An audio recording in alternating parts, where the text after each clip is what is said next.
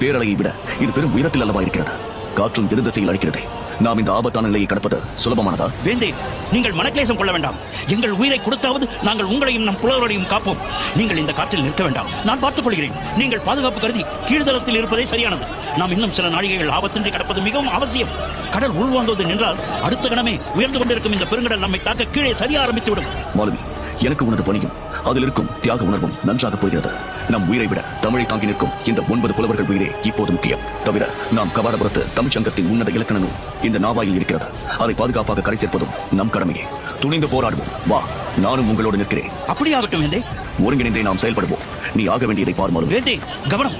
கடல் உள்வாங்குவது நின்றுவிட்டது. எந்நேரமும் நம் நாவாயின் மீது பேரலை மோதி மூழ்கடிக்கலாம். விரைவாக நாம் வடக்கு திசை மட்டில் பேரலை கப்பால் சென்றுவிட வேண்டும். ஆகட்டும் ஆகட்டும்.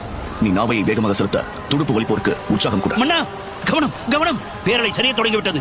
சுக்கானை வடக்கு பகுதியை நோக்கி இறுக்கி பிடியுங்கள்.